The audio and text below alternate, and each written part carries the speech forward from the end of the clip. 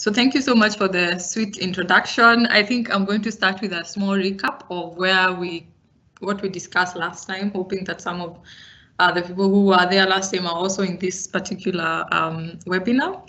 So we really did look at first Power Platform as a whole, and Power Platform, as we explained, is just a low-code or no-code set of tools that make it easy for either citizen developers or professional developers to build applications that are really of business grade. And we say citizen developers because sometimes it could be people who don't have a background in technology, but also for professional developers who are coming from a very technical background, but maybe they want to iterate really quickly, and the demands of the times, and maybe because of things like resources, not having enough people, they need to iterate really quickly. And Power Platform as a whole, we did look at the 4 components that it has. So we looked at Power Apps. The one we're going to look at today is Power Automate, Power BI. I'm sure many people are familiar with it because it's all about dashboards and visualization. We have Power Virtual Agents, which is all about chatbots, and hopefully at some point in the future, we'll be able to do a webinar on that as well. We also looked at connectors, which hopefully should not be new, especially if you've used the Power Platform before, and the Common Data Service. When we talked about the Power Apps, we looked at the 3 types of apps: Canvas apps, where you are pretty much starting from a blank canvas, and then working your way from there and building more sophisticated UI components. You have model-driven apps, where you are starting from the model. And then you have portals that are, again, more dashboardy and more UI. We also had an example of the AI builder, those of you who remember, so that I hope some of you have tried something to do with classification or some other version of using the AI builder. I hope many of you have tried it. So I think there was a mention of the build that we just came from. So as Microsoft, we're just coming from the Microsoft build, and it was different this year because obviously people couldn't meet in person. So the whole thing happened over the internet over a period of 48 hours. And I think a lot of people, even who are outside Microsoft, might think, oh, well, the tools that have really grown are things like Teams, right? Because Teams is all about communication and video conferencing. So during this period of COVID, it is natural that we would expect that to have grown, and we have seen a lot of information even in the media around that growth. But also what has significantly grown during this period is actually the Power Platform, all the different types. And again, mainly it's because of the value that it's bringing to developers during this time to really iterate quickly. And I took a small snapshot of Satya, who's our CEO, and I'm just going to play it a little, and hopefully you'll get to hear more about how it's going. Very excited about it. And for the first time, we're going to talk about this at a developer conference as another member of the tool chain is Power Platform. There are 3.5 million people using Power Platform today to create applications, bots, workflows, dashboards. And Power Platform is a tool for end users to build low-code, no-code applications and customize and extend Microsoft 365 and Dynamics 365. But one of the most exciting things is how it's also a rapid application development tool for pro devs, right? ISVs can expose their applications through Power Platform connectors, and pro devs can do the same, using this as an extensibility framework so that citizen developers can amplify their work. And we've seen tremendous momentum. During the month of March, we saw a 50% increase in first-time Power Apps users. And this year, we've seen a 70% increase in professional developers and 70,000 organizations starting to use Power Apps. From New York to Washington, states are using Power Platform to inform citizens, providing these self-screening tools, tracking critical resources and supplies. And you'll hear more about the advances in Power Platform broadly, but there are 2 in particular I want to call out. First is how we are bringing RPA, or robotic process automation, connectivity to legacy apps and services with our acquisition of Softmotive. And the second, how we are adding new professional developer extensibility to Power Virtual Agents, which is really getting used extensively even through this COVID crisis. The next building block. So I've interrupted it, and I hope you guys were able to hear. The entire keynote is available online on YouTube. You just go ahead and search for Microsoft Build 2020 opening remarks. You're going to find it. And I hope that you're going to hear and learn more about other products that we are also launching in addition to Power Platform. But this is just to demonstrate, I guess, the power that the Power Platform has, especially during a time like this when it's really unprecedented. So moving on to the next slide.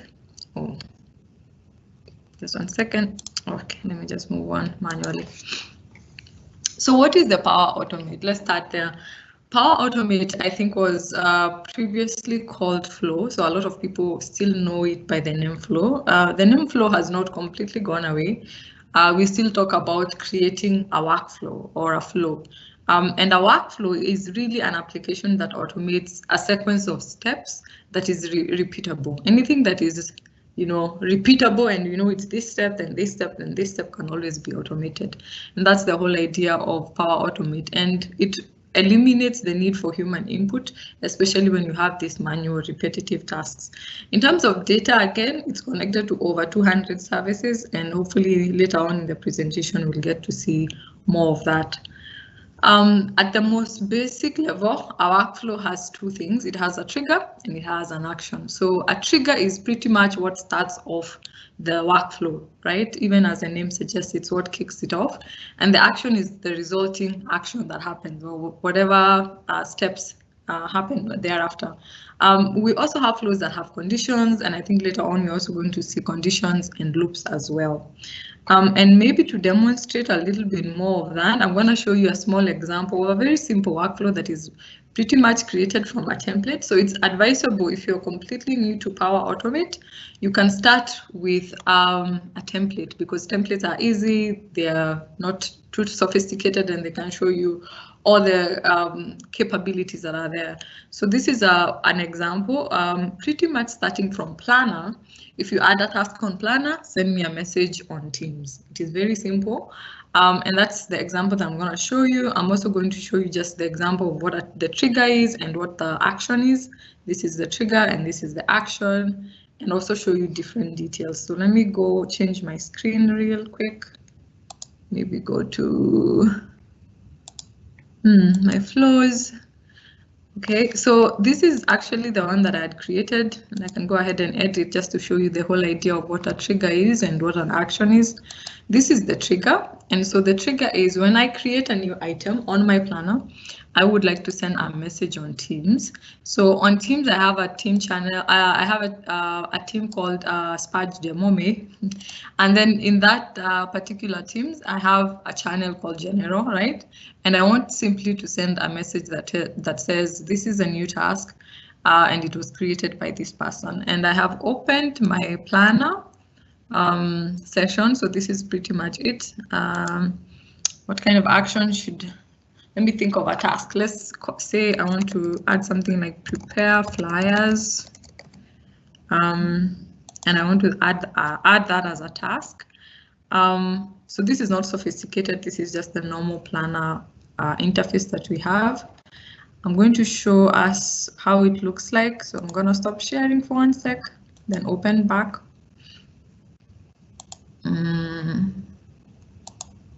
And I hope you guys can hear me clearly, because I'm still seeing bad.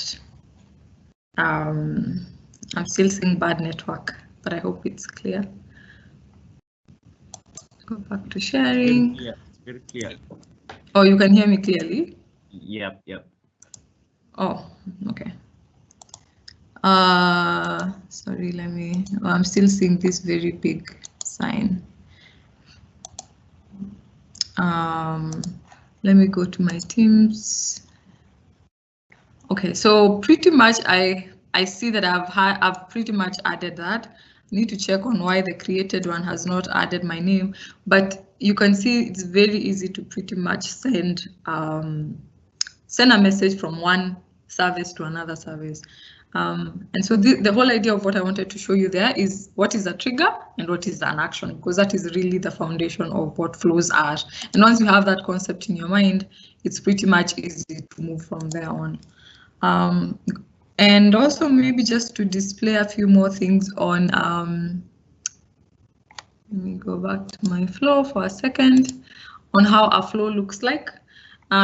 This page, you're going to look at it in more detail, but just at a high level, you start off with these details of a flow. So I can see the status, it was created on this day, blah, blah, blah. I can see the connections, so it's using Planner and it's using Teams. It's mine, it's owned by me. And I've run it a few times, or once an hour ago and right now 52 minutes ago, right? So that's just an example of how the interface looks like. It's good for us to also just do a mention, an honorable mention of Logic Apps, because Logic Apps and Power Apps, Power Automate are very close. So the difference or the main kind of distinction between the two is that Azure Logic Apps are really what we can call platform as a service, and they're mainly targeted to developers. And as a result, there's a lot of extensibility that allows for integration with developer tools.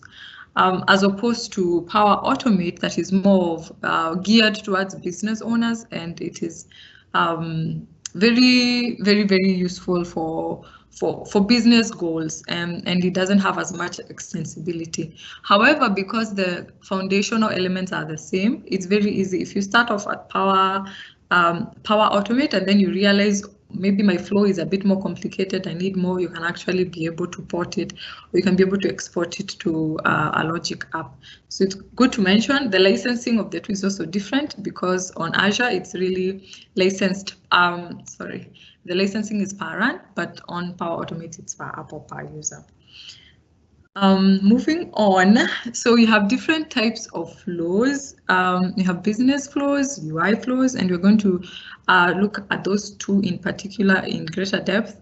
David is going to take us through business flows, and I'm going to take you through UI flows, or RPA, as has been mentioned before. You also have automated flows, and these are the ones that are triggered by a certain event.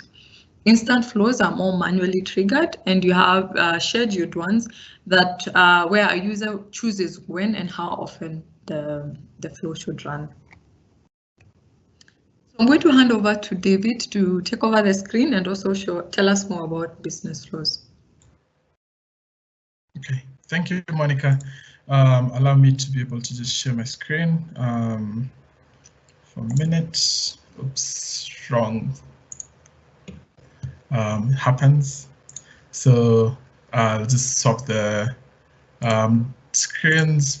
Okay, now that's what I wanted. So what are business flows? Business flows map business procedures to a workflow that can be automated or can be a guiding workflow. So a business workflow can help a business have greater efficiency by reducing the onboarding time, and it also streamlines the user experience and guides people through business processes. An example of this, and I think I like using this, is when you go to when you want to take a new electricity meter.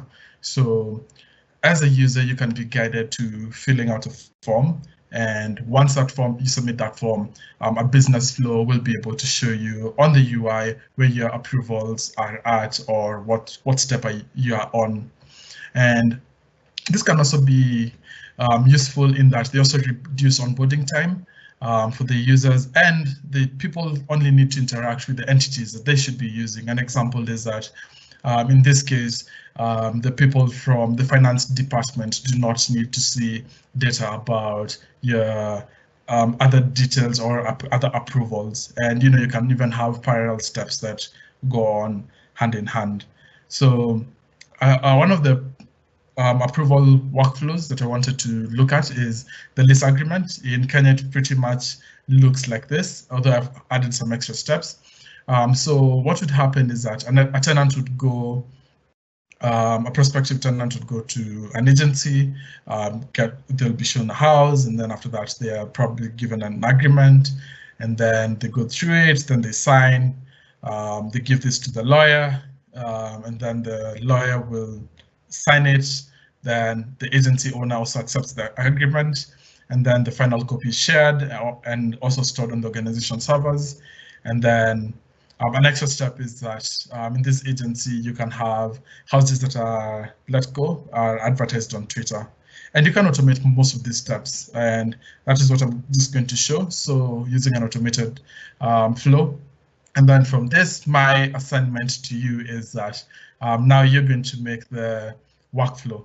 So let me share my browser. Just a minute, let me cancel sharing so that I can share again. And in a minute, screen one. Okay. I just wanted to have the workflow on the other screen. So if you see me looking at this side, I'm looking at the second monitor.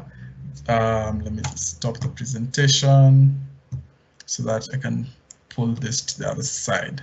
So what I have here is our business, in this case, runs off a SharePoint list. And the SharePoint list is very simple. We have a title, which is going to be the house number in this case. And we have the tenants' names, the location of the house, the email address, the phone number, name of the list. And then these are our internal data that we collect during the whole process. So we have a know your customer approval step and a lawyer approval step. And this is because, we added a know your customer approver so that we get less people who are agents also who want to also give out our houses. And that's why we have this whole step in here. And so I'll just go to the Power Automate, and what I want to do is create a new flow. As you can see, I have some that are pre-populated, and I'll be able to show how these are how they look like. So I'll just head here, create new, and I'll say automated from blank. And what do you want the name? Everything has to be named, so I'm going to give it a name. I'll just call this tenants KYC and lawyer approval. And the trigger is that we want, whenever a new item is created inside SharePoint, that's going to be our trigger. And we're going to do create, wait for it. And so what it will do is, in the first step, it will ask you to provide a SharePoint list. I'll just paste it for the sake of brevity. I'll just copy that URL at the top, and it should be able to, I'll just scroll to the bottom. Oh wait, it's here. But what you do is enter custom value, paste the link, it'll pass it and just give it the right link. That's the right link that I should have pasted there. And then after that, it will give me a list name. So prospective tenants, that's the name. And then I'm going to add a new step. So the first step that we want to do is kick off the first approval, the KYC approval. So I'll come here and search for the step that I want is an approval. So it's start and wait for an approval. There's also create an approval and wait for an approval if you want to have them differently. So I'll just change this to start and wait. The approval type, you can have multiple values here. So I'm going for the simplest one, that is approve and reject and fast to respond, because I just want one person to respond. In this case, we are understaffed and we don't have a lot of approvals. So I just have approve, fast to respond. And the title for the approval will be KYC.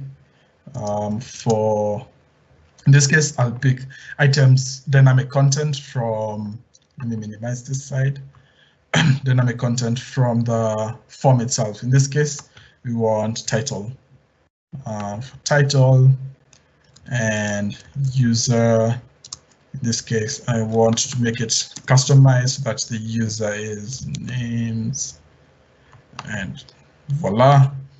Assigned to, so this is going to come to our trusty lawyer, David Wambugu in Microsoft. He also acts as a part-time software engineer at times. And the details for this is, as you can see, it's Markdown supported. So I'll just edit and say, hi, David, kindly do KYC check and approve for user. In this case, I'll do, let me just change this. So it's user colon names. And then I'll just make this very simple. And then I want this to come from the person who created the data. Kind regards. So it also passes that information. And so this is going to be created by display name. So in this case, it will come from the person who created it. And the item link that I want to provide is actually just link to item, and the description, I'll just leave that open. Then I'll create a next step, which is a condition. I think it's already here. So if yes, so the value will be if the outcome is equal to approve.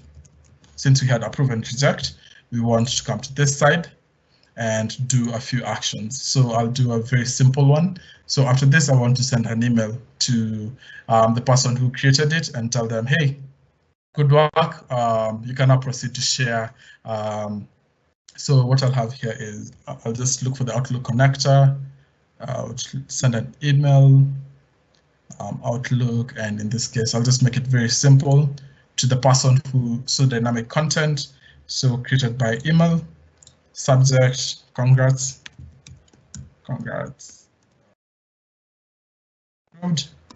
And in this case, I'll just do some, I'll just leave it open.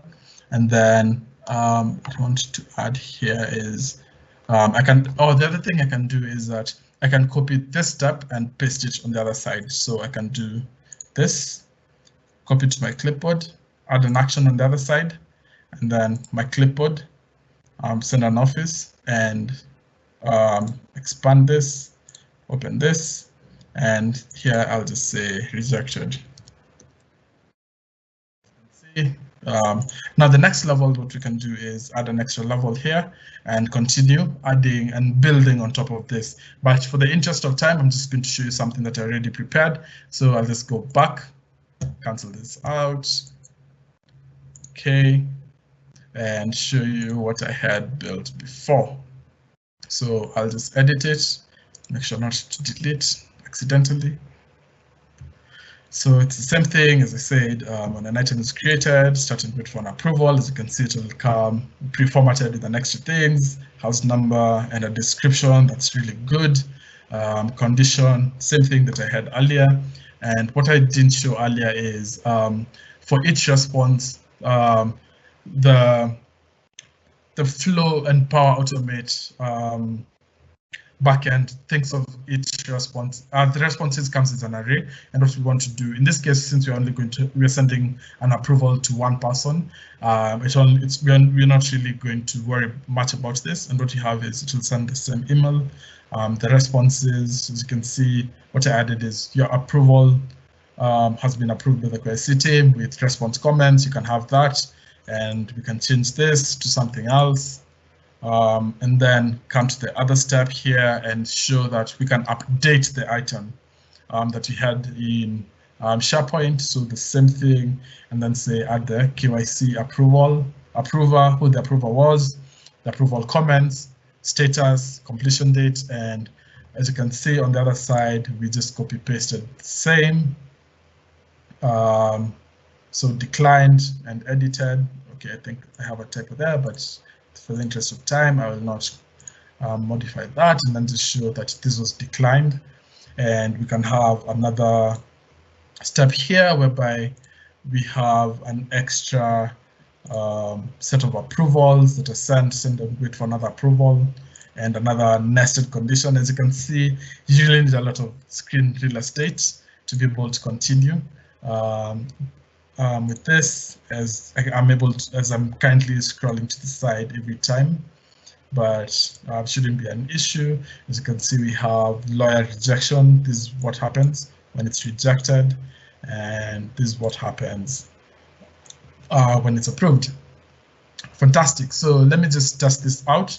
So since I haven't really edited anything else, so I'll just go to I'd created an earlier app, but for the interest of time, I'll just come and interact with it here directly. So I'll create house A22, location is Nairobi. Names is David, email is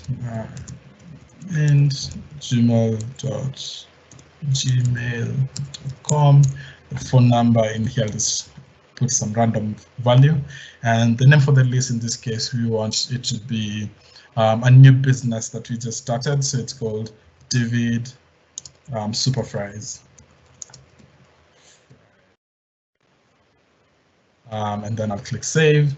So, and this will kick off the workflow. If you come here, I can open the new tenant flow, and you'll see that there's something that's running. Okay, this was running a few minutes ago.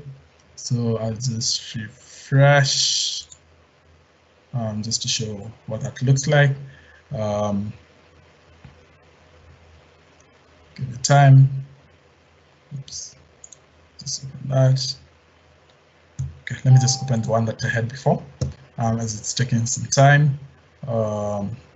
As you can see, it shows you an item was created, took 7 seconds. This is an approval.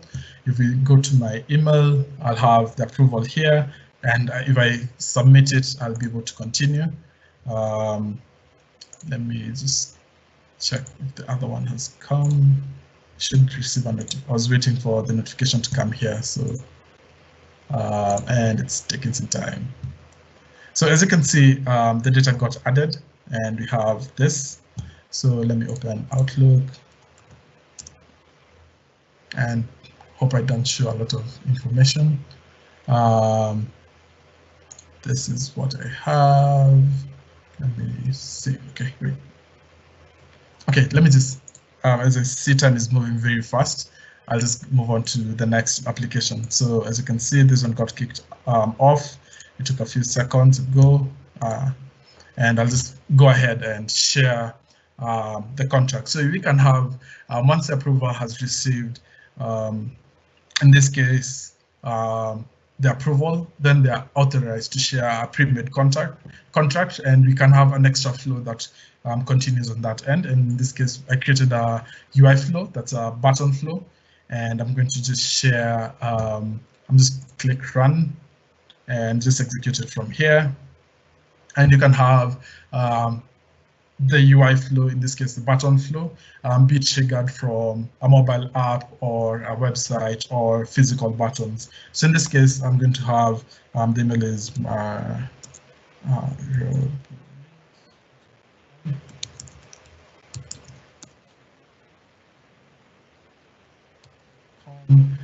name is David, tenant agreement, and I'm going to share a file, and in this case it's going to be that specific file, and then run flow.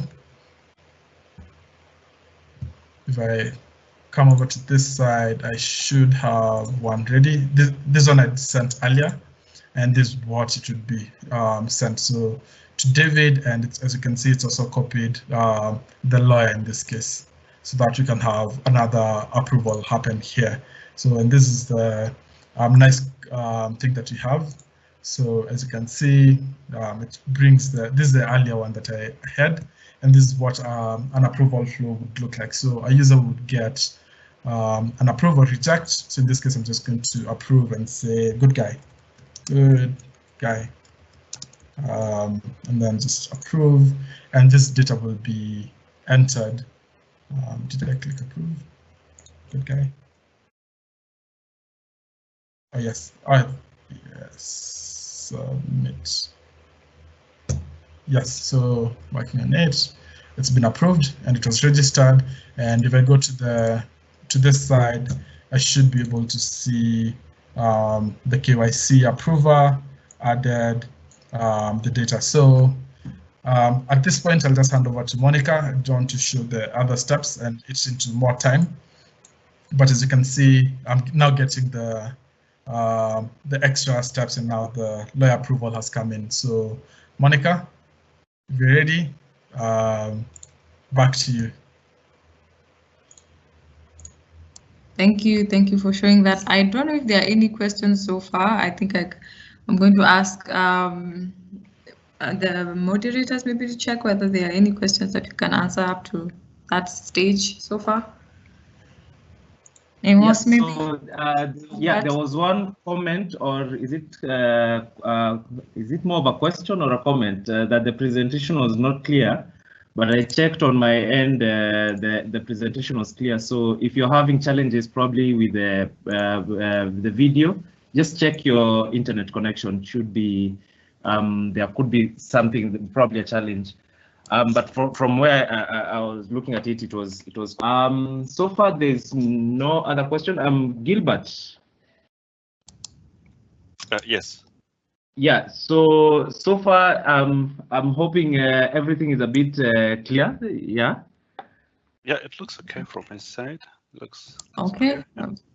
Okay, then let me go on. Let me go ahead and share my screen. Probably as you're sharing your screen, just something I'm thinking between the notifications and the notifications, what David, you are showing us that you could click on the notifications and then it gets to show, you get to see the notifications that are, driven by or brought about by Flow. Is it Flow or is it Power Automate? Power Automate. Let me play safe. We're stuck on the past. We're still in the past. Wahenga. So between that and the email option, what would be your recommendation on what to use, for sending out notifications to users, based on how the users can get to access the various notifications that are probably shared? Okay, good question. So you can have this actually sent out to multiple channels. So an example would be Teams or the notifications or an email. But what I showed earlier was I was expecting, those were email notifications that I was waiting for on the, so that I don't have to show my whole email threads that I have, since I was using my Mac account and I didn't want to accidentally share something that I wasn't supposed to share. But ideally, the emails will be sent. And that's what I showed in that second step, how the email notification would look like, and you can interact with it. And once you interact with it, it changes the card that you see on the email. So I'm not sure if people got to see that. I can probably share this for a minute to show that again, but I'm not sure. Take over. Yes. Just a minute. Let me share again. Wait, did I just close? Let me see. Let me find it again. Oh wait, let me share first. Share screen on. Sorry, where did it go? Okay, let me just a minute. Let me share for a minute so that I have Outlook. The approval needed. I want to get this. Okay, let me share this. So it wasn't clear. I didn't highlight it enough. So as you can see, we have multiple. We have these two buttons, and if I share it and say, actually, let me decline this guy and just reject and say no. He is not allowed near the neighborhood and near here. I'll just have it as that. Then submit. As you can see, it's an action card and it changes, and then the approval is now rejected, and I can't submit it again, as you can see. So if I go to the PowerPoint side, I get to see, let me refresh this. And it adds the information, KYC guy approved, and the lawyer, oh my God, sorry. That status, okay, I didn't edit it. Still shows good guy approved. I think I accidentally clicked that earlier. So As you can see, that's how it would work. And then, yeah, so that's how it looks like. Ah, good stuff, good stuff. Thanks for showing that. Yes, thank you. So let me. All right. Yep. Let me go ahead and share. Oops, should have shared this. So let me know if the quality of this call degrades, but I'm going to take us through UI flows and RPA. I think that this has been mentioned a bit. So the whole idea of RPA is a lot of times you've mentioned about connectors, and you've talked about the fact that you can use connectors to pretty much integrate Power Platform to any service out there. But then the challenge comes in when you're using a legacy application that doesn't have an API, and for that, it means that you cannot really build a custom connector. And even if it's as long as it's a legacy application, most times there's no other way in which you can connect to it. And it requires a human being to really kind of like be entering data all the time.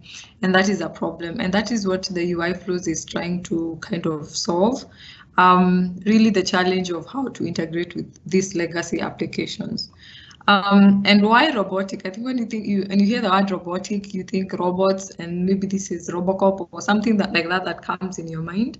But the idea is simply just something that is imitating an agent that imitates the actions of a human. And in this particular case, how it works is that we pretty much record and play back all the user actions like mouse clicks and keyboard entry, anything that a user does.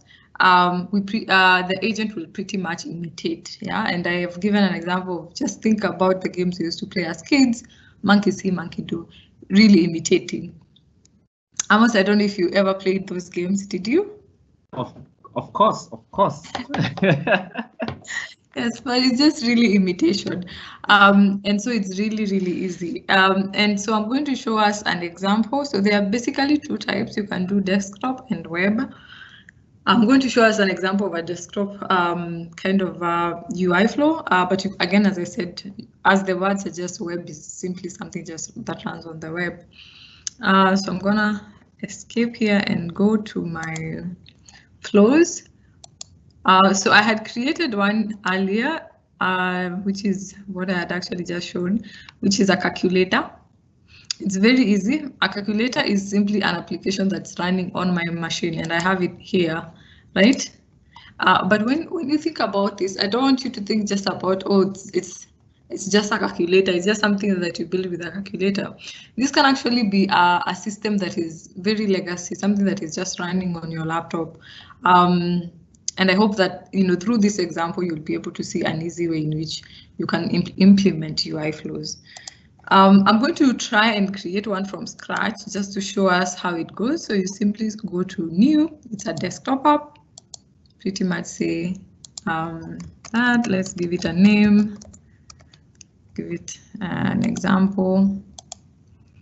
And since it's a calculator, you can think about it as just something that's taking two or three numbers and maybe doing some computation. So for the sake of showing you, I'm just gonna show something that takes one number. Just like that. I'm very innovative when it comes to names. Number 2.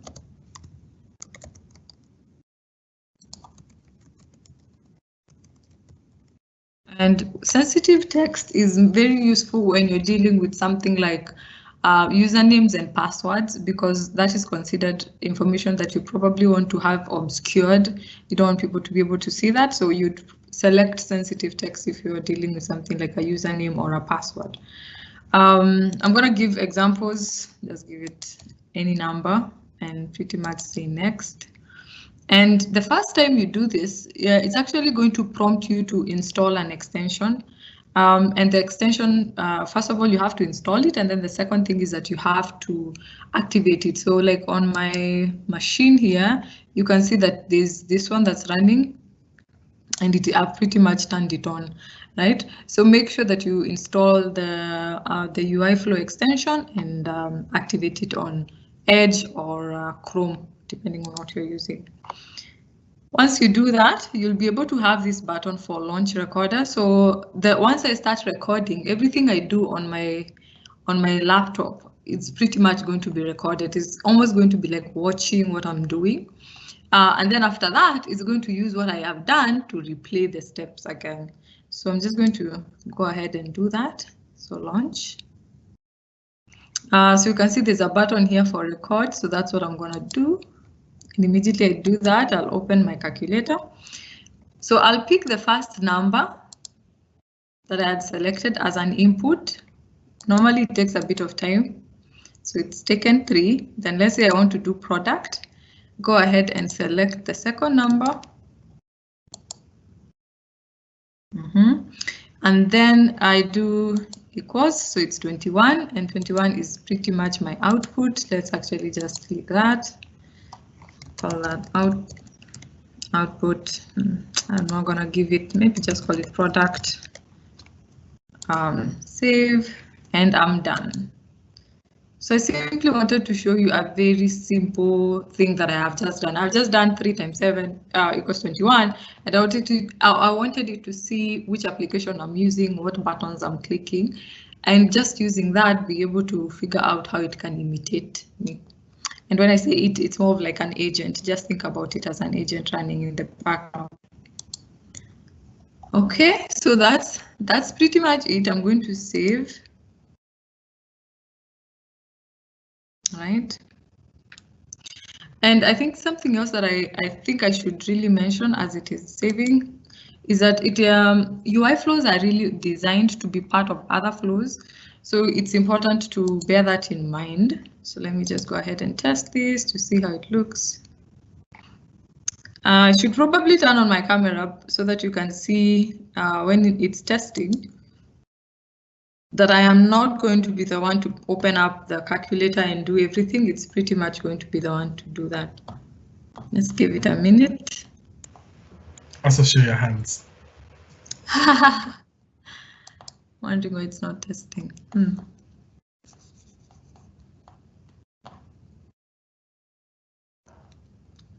Patience.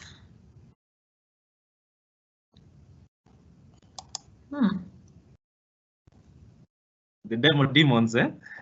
They keep doing this to me. I don't know why. Let me save that again and just try that. All right. So far it's been okay. It's been good. Eh? There's no demo that has misbehaved. But there must be that one. Yeah. There's always that one. Let me save and exit. Maybe I still want to try this one that I've actually just created.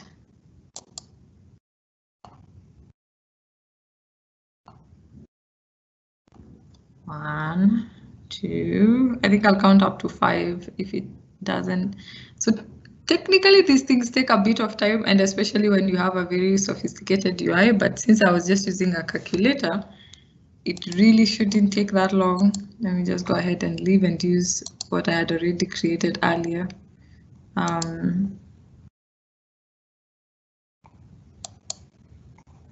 Let's go ahead and test it. This one I have run it several times, as you can see from the history.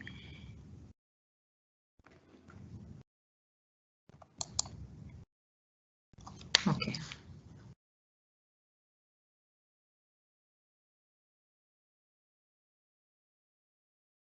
The demo gods are not on your side.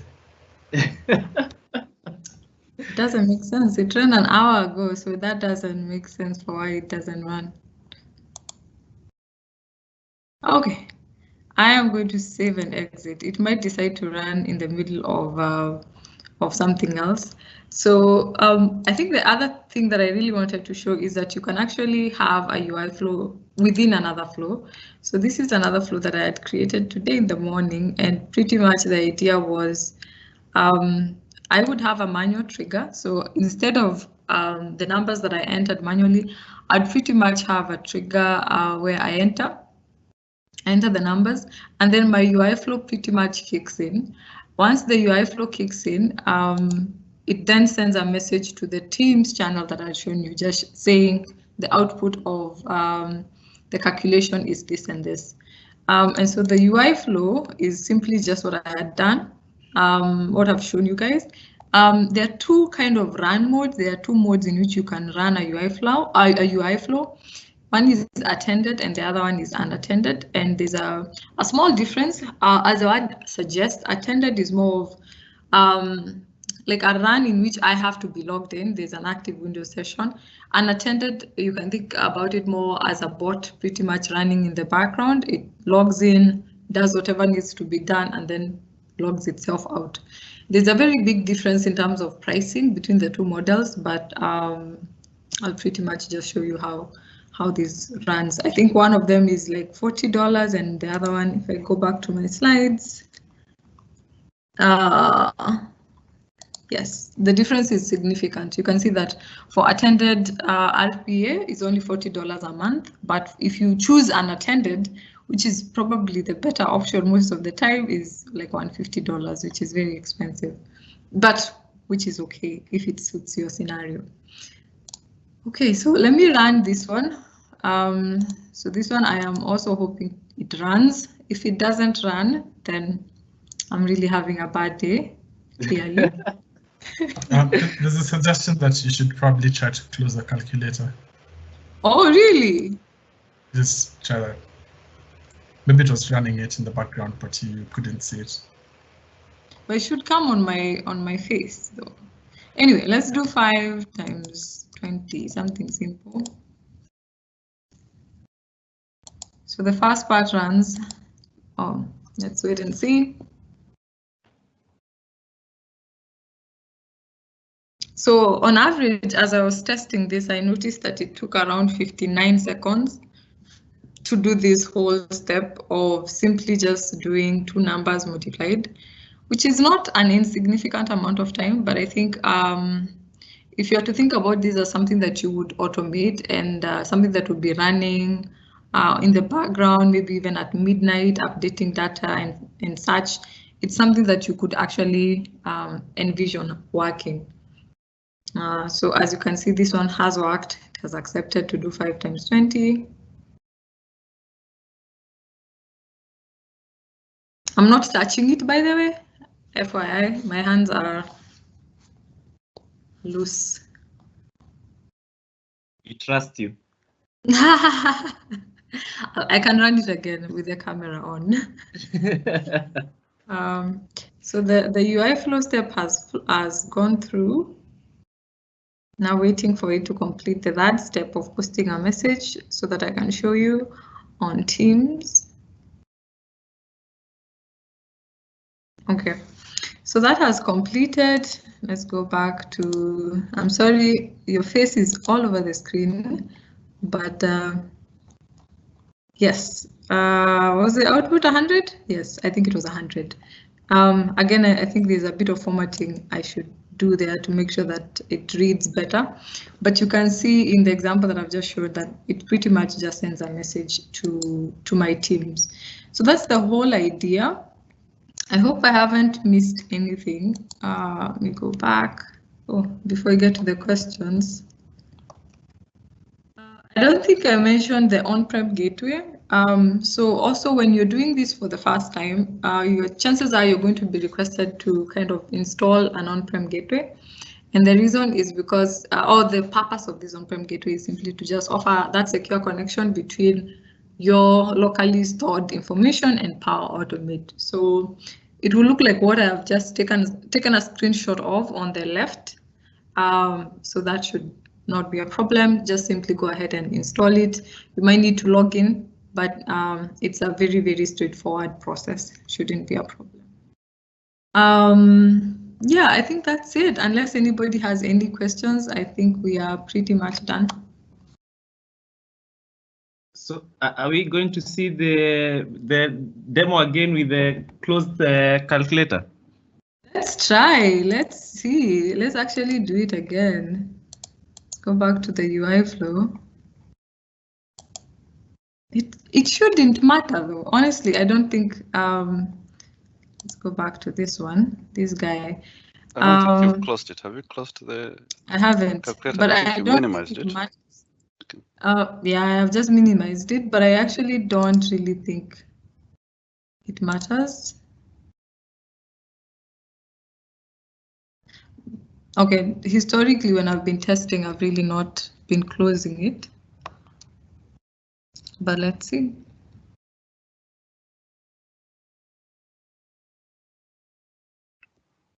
Should it take that long? I don't think it should. Okay. As we wait for questions, probably I could also show something that we left out because we thought actually the whole session will take longer. And pretty much it's just to get your mind thinking about business workflows and how they might look like, and also get to see how you can use another automated flow inside a business workflow. Let me share my screen. Well, as we wait for Monique. No, go ahead. I've actually almost given up. Okay. Let me try. Let me give it one more second with this. Okay. I've tried this one that I'd created earlier, and it has run 4 minutes ago, I guess, when I ran it within another flow. Okay. Probably what I wanted to just show here is how a business workflow would look like. So on the UI, it pretty much shows you the percentage of what is going on, and this just looks like a normal wizard that you would have. So, but in the background, this is what you have. You have you have data steps. So data steps are data entry steps, and you can have a bunch of them. So once this is done, it would move to the next step with a lot of data steps, and another one. But then this will trigger a condition and then update. And this can get very complicated because you can even use a full automated flow like the one that you created and add it here and say it emits a specific value and that value gets used somewhere else. So this was a simple one that I just used from the templates that has a lot of data steps. And the data steps will correspond to fields inside your SharePoint list or your Dynamics entity. So in this case, this data first step goes to the data field originating challenge. You can still change. So the entity here is a bit complicated and has all these values. So pretty much that's it. It's a very simplified workflow, but because of time, I really saw that this would actually take a lot of time to build and also get to dive deep on it. So next time when you're having our next session, we might start with this, or maybe we might not start with this. Maybe we might start with something else. So stay tuned for the next session that we're going to have. Let me stop sharing and we can continue taking more questions. I see. Interesting. David, yes. You're already giving us teasers for the next one, eh? Marketing us for the next one. Yes. So I see Moshama was actually asking how can we integrate this with e-signatures, DocuSign, for instance, for legal purposes. That's actually, I haven't thought of it that deeply, but it should be very, it should have some straightforward parts. I'm not sure if we have a DocuSign connector, but I think you can bring your own connector by using there's a DocuSign connector. Oh yes, yeah, there is. Yeah. So you can actually get this working with Moshama. So it must be. I'm assuming it's also a premium connector, right? Yes, it is a premium connector. Okay. Yeah. So Moshama, it's actually published. I mean, there's a response. You'll just check out that link. Yeah. that shows the DocuSign connector, and then you can test it out. If you find how it works and you want to showcase it, we'll be happy to also host you to come and show us how that works. So I will probably just take on probably one or two more questions. I'm seeing it's almost the top of the hour. So we've just published also the form for you to give us feedback. So if you have any particular feedback on something that you'd want us to work on or update, or there's how exciting or what didn't work, what worked, what made sense, what didn't make sense, please give us the feedback on the form. Yeah, so unless I'm waiting to see if there are any particular questions coming in. I have a question here, but Yep. I'll give a preference to anyone. Any other question? But my question is this: in case we don't have a question coming in, my question is this. So the scenario is I have a legacy application running in mainframe, in a mainframe computer, for example, maybe AS400. And I want to get data from an app that I've built, and I want to input this data into the mainframe application. I believe here is a case where I can use the UI flow. Now, how exactly will I do that? How will I integrate my app, to send data to the mainframe? Do I have to surface that mainframe application on a desktop that is then running the UI flow? How exactly are these linked? It's not clear to me. So in order for the UI flow to work, you kind of need both the application and Power Automate to be running on the same kind of interface, so that the agent can pretty much observe. So in a way, it might be a bit difficult to run it from a mainframe, but I think I'll go ahead and check and confirm that. But in my mind, I think you'd have to kind of run it from a desktop or from another application where it's together. But I'll go ahead and confirm and let you know. I don't know if David, you know something I don't. I think you pretty much covered it. I'm not really sure, but I think it would work through, you'd have an extra terminal that is probably on a desktop, whereby you can also run the Power Automate agent. And the, what do you call it? I've forgotten the name. Yeah, that other thingy that runs the environment. So because I'm guessing in this case, the mainframe might have something, might be running on something whereby we might not have all the things to run what we need. So I'm not really sure. Monica probably will have to get back to you on that. She's a UI flow expert. Okay, appreciate it. Thank you. Awesome. I'm seeing it's the top of the hour. Thanks, guys. Thanks, everybody who's joined us. If you have any particular questions or something that you'd want to further, more information or something like that, you can always, of course, raise it up on the WhatsApp group. You can also definitely leave the questions off on the feedback form. And yeah, thank you so much, everybody. Thank you, David. Thank you, Monica, for making time, preparing, and getting to show us some amazing things with RPA and Flow and Power Automate. And thank you, Gilbert, for organizing this, and also with the live stream. So unless there's any other thing, I guess, Gilbert, do you have any picks, anything that you'd want to highlight? No, I'm good for now. Yeah. Perfect. David, Monica, any last, I don't want to say last words, but yeah, last words. Just wishing everyone a good Saturday. Enjoy your day and be safe. Great. David? Monica just said everything I wanted to say.